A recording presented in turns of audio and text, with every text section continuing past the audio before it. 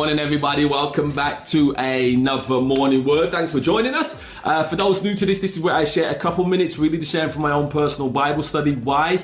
I really believe this, and this comes from the Bible itself. It says, as a man thinketh in his heart, so is he. Now, if we can think like God, is there anything that you can't achieve? Is there any mountaintop that you can't reach? Is there any valley that you can't get out of? No, there's nothing that is impossible for he who believes. And I truly believe that. And I truly believe that if you listen to the words of God, okay, and apply them, all right, I truly believe this, that God who says this, I will come to give you life and life more abundantly. God will bring you life. Now, I should say this, I don't work for the church, not a pastor or anything like that. There's someone who fell in love with Jesus, and I just want to see you grow and have the very best life that God called and purpose for you. So let's really get into this. We're going to be reading from the book of Deuteronomy, for those taking notes, which is the 5th book of the Bible. We're going to be reading from chapter 24, verse 19 to 20.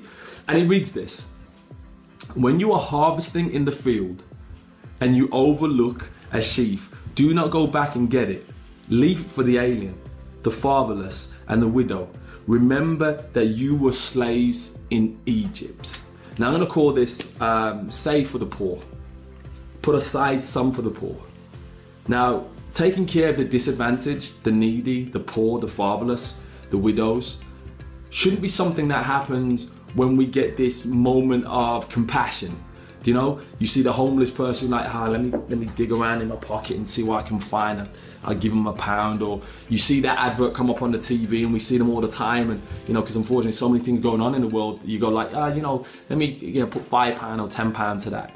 Okay, those acts, those random acts of kindness are okay, but God's looking for something more. God's saying, I want you to be intentional about giving to the poor, not one-offs. Okay, I want you to always have it in your heart whenever you harvest, whenever your blessings have come and you've made your money or you got paid, that you will look to help the poor, that a proportion of your money to be helped the poor. The reason why he says this is because I want you to remember that someone helped you.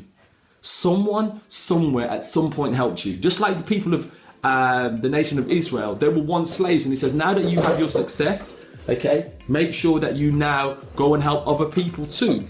All right. Now, this leads obviously to the question of the day: are you being intentional in helping others? Are you being intentional in helping others?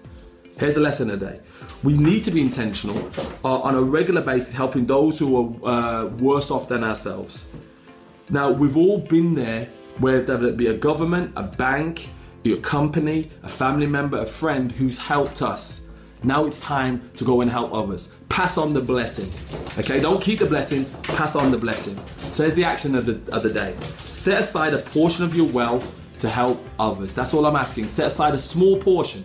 Okay, maybe 5%, 10%, whatever God puts on your heart, and go and give it to those who need help. Go and be a blessing and pass on the blessing. So as we always say with Jane Hope, God's gift to us is life. What we do with that life is our gift back to God. God bless you. Thank you for joining us. Please subscribe to our YouTube channel, but more importantly than that, pass this on to one more person, because if we can change how one more person thinks, we can change the world, because as a man thinketh in his heart, so is he. God bless you. See you soon for another morning.